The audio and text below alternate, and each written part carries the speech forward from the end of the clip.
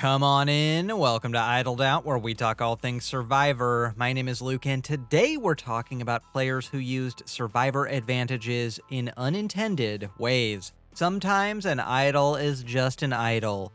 Sometimes it's a whole lot more. Yes, today we're not here to talk about people who used idols on themselves. We're not even here to talk about people who used idols on others. Today we're talking about players who found creative, outside of the box ways to play their advantages in ways production probably didn't even foresee. These are players who use tools like the shot in the dark and the immunity idol and other advantages to push at the very boundaries of the game itself.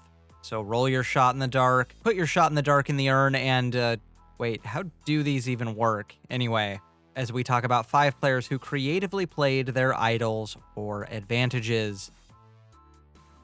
At number 5 is Dom, bluffing an idol play before the votes were read in Survivor, Ghost Island. Similar to a move we're going to see a bit down the list, Dom used an advantage, in this case a production-made fake idol, to ingeniously bluff his way through the final 6 round. In Ghost Island, old misplayed advantages from seasons past were brought back to the island, where they were given new life, and the Ghost Island players had the opportunity to reverse the curse of these old failures. Now, I don't know if these people were all on their way to Love Island and got mixed up at the airport or something, but for some reason on this cast, only like 5 of these people even knew what Survivor was, so this honestly mostly went nowhere, but there are a few exceptions. Chief among them is Dom, who found the fake idol Jay played at his elimination in Millennials vs. Gen X. This was still powerless, but this fake idol had evolved into a bona fide fake idol advantage here on the beaches of Ghost Island. And personally, I think that's kinda cute. A lesser, maybe greedier player would have just planted this and let their enemies find it to make fools of them. That was probably the intended usage here, but Dom and Wendell dog-walked this cast so hard they didn't even need to do that, and Dom had a real idol in addition to this fake anyway, so for most of the game, they were on cruise control. But at Final 6, Sebastian woke up from his game-long coma and actually considered taking a shot on Dom, and with his extra vote, it seemed like he had the votes to do it. But anticipating this blindside, because Angela told him, at Tribal Council, Dom pulled off a stunt for the ages, whipping out his real and fake idols, and wanting to save the real idol to get him through the final 5 round, Dom played is in air quotes here, the fake idol advantage before the votes were read, successfully throwing the target off of himself. Dom's move is so smart because he didn't actually play the fake. He just gave it to Jeff to hold, which is not against the rules. And since he didn't actually formally say, "I am playing this idol," Jeff didn't have to confirm its status as a fake. Incredibly, the plan worked. Thinking Dom was immune, Sebastian didn't vote for him, nor did he even use his extra vote, and he went home this round.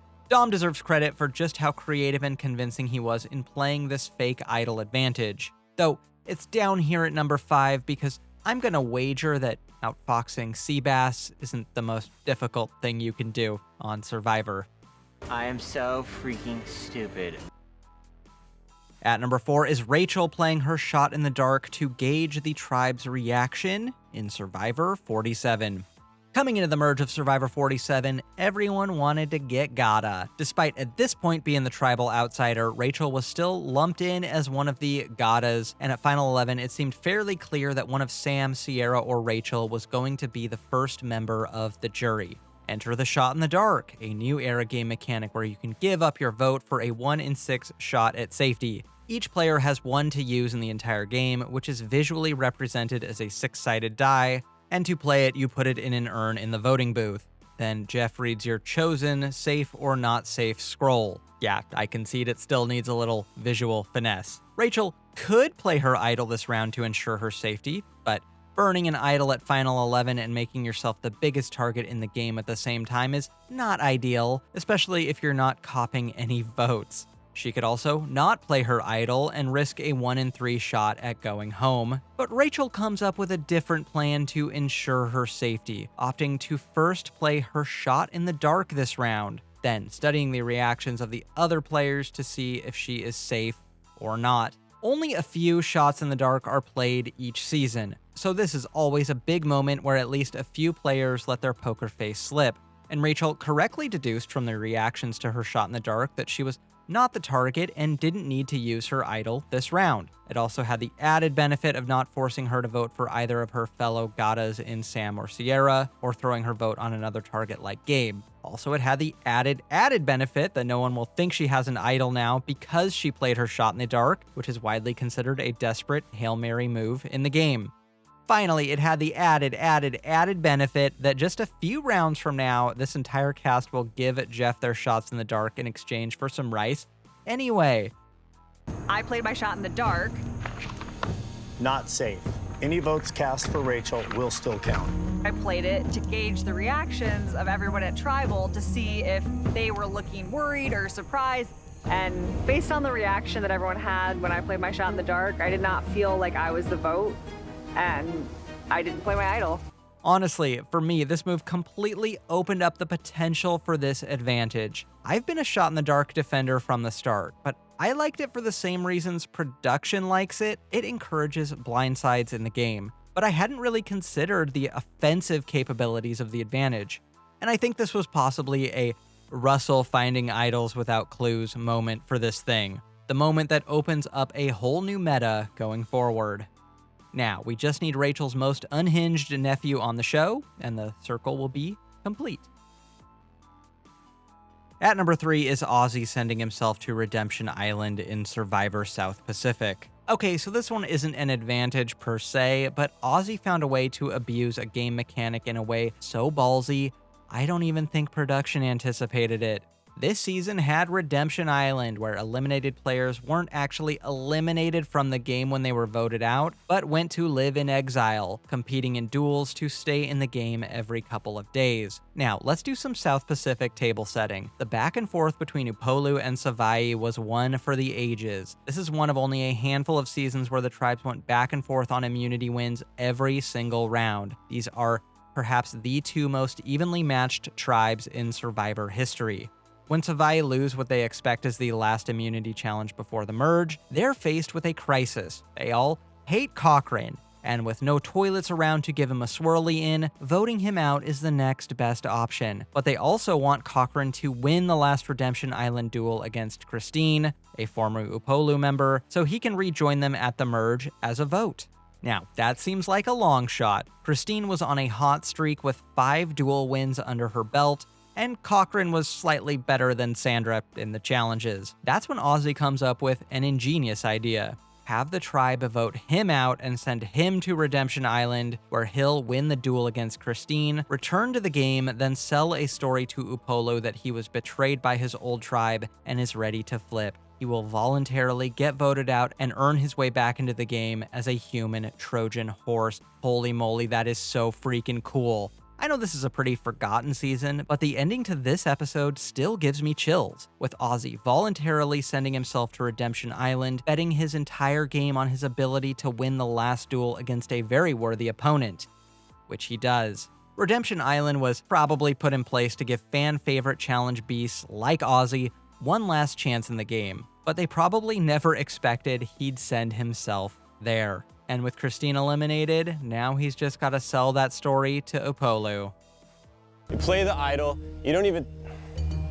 I know someone else probably knew that you had it. As far as I'm concerned, tribe boundaries, I mean, if we're at the merge, they don't exist anymore. But I thrive with the pressure to come back in the game for revenge, basically. Man, I can't believe he didn't make it in LA. At number 2 is Russell finding idols without clues in Survivor Samoa. You simply cannot talk about plays unforeseen by production without talking about Russell sniffing out idols without a clue. This was a genuinely game-changing move which scores of players later imitated, and is something that Jeff has often admitted that they never thought players would do. So while this isn't a direct idol or advantage play per se, I think the unprecedented quality of it makes it count here. This opened Pandora's box, and idol clues all but disappeared for the foreseeable future after this. At this point, idols were still relatively new, and the idea that a clue was needed to find them was just accepted as gospel. They were hidden in very difficult to find places, in one of hundreds of trees, or buried deep in the sand, and getting a clue might not even point you in the direction of the idol, it just might point you in the direction of the next clue. Finding idols was an often multi-stage, multi-day process, and every second spent looking for one meant you were putting a target on your back, burning precious calories, and expending social capital. For many, the juice wasn't worth the squeeze. Enter Russell, who said, "Screw all that," and in his hunt for an idol started digging up every grain of sand, looking in every tree, and putting his hand up every hole. Whoops, sorry, Mike. Russell found multiple idols this season and the next without clues. I cannot express to you how game-changing this was. Message boards, Facebook, it was going crazy. And within a few seasons, the clueless idol hunt was completely normalized. It's an insanely creative exploitation of Survivor norms, which is only not in the top spot for this list because it's technically not using the idol, it's finding one. Now, if only Russell's social game hadn't been as clueless as his idol hunts. At number 1 is Tony bluffing his super idol's expiration date in Survivor, Cagayan. This is what makes Tony next level. In the middle of the post-merge, Tony found what's known as the Super Idol, a hidden immunity idol which can be played after the votes are read. This is the format the idol took for its first 3 iterations on the show, before they realized this is basically a completely busted, way too powerful, get-out-of-jail-free card. This iteration of the idol hadn't been seen since season 13. But for some reason, they brought this back in Cagayan 15 seasons later. Tony found this, and alongside another idol he had, he bluffed his bag of tricks. And you never knew what he was gonna pull out of the bag of tricks. This sowed fear and paranoia amongst his enemies, also his allies, maybe even production. But why we're really here is Tony's bluff that his super idol was good for longer than it actually was. Tony was bad in the challenges, especially in his first season. And he knew that his super idol expired at Final 5, leaving him vulnerable, particularly at Final 4, where he'd be a big, juicy target with no safety. But Tony used his super idol to create an aura of fear around even targeting him, bluffing that his super idol, which again expired at Final 5, was actually good through the Final 4. This worked for a few reasons. 1. Tony had spent the entire post-merge creating fear about what he might pull out of the bag of tricks. So that he would have some busted advantage good later than usual wasn't out of the question. And 2, by this point, Spencer had really been beating the drum that this season was going to be a Final 2, not a Final 3, lending weight and believability to Tony's lie because Survivor advantages are rarely, if ever, good until the round before the last Tribal Council. Incredibly, Tony's bluff works.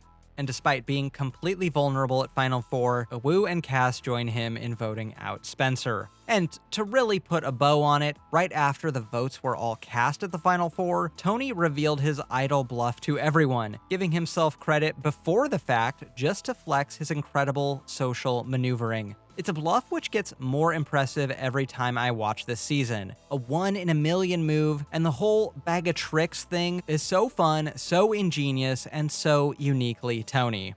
I mean, it certainly beats his bag of kicks in Australia versus the world. Got nothing else for ya. If you thought this video was better than Aussie's acting, like and subscribe and I'll get you more Survivor content just like this. Until next time, don't get idled out.